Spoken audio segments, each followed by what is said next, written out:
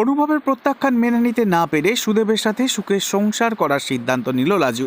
হ্যাঁ বন্ধুরা, জমে উঠেছে ধারাবাহিক কোণে দেখা আলোর গল্প, যেখানে দেখা যায় সুদেব এবং সুদেবের পরিবারের বাধাকে অগ্রাহ্য করে লাজু চলে এসেছে শহরে। স্বপ্ন একটাই, ডাক্তার হবে লাজু।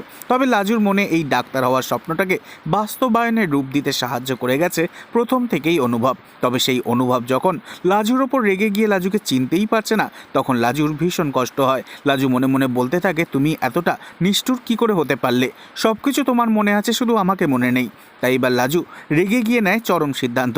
লাজু আর ডাক্তারি পড়বে না, ফিরে আসবে গ্রামেতে। সেখানেই সুদেবকে নিয়ে সুখে সংসার করবে। সুদেবের সব ইচ্ছেতে হ্যাঁ মেলাবে এবার থেকে লাজু। শাশুড়িমার ইচ্ছে মতো এবার বংশের বংশধরের জন্য বাঁচবে লাজু। সবটাই করবে লাজু অনুভবের ওপর রেগে গিয়ে। একমাত্র অনুভবই পারে লাজুকে আবার সঠিক রাস্তায় ফেরাতে। তবে কি দর্শকদের ইচ্ছে মতো লাজু আর অনুভবের ভালোবাসাকে না দেখিয়ে সুদেব এবং লাজুর সংসার দেখানো হবে? তো দর্শক, আপনারা কি মেনে নেবেন এই জুটিকে? অবশ্যই কমেন্টে জানাবেন। আর নেক্সট আপডেটের জন্য সাবস্ক্রাইব করতে ভুলবেন না যেন। ধন্যবাদ।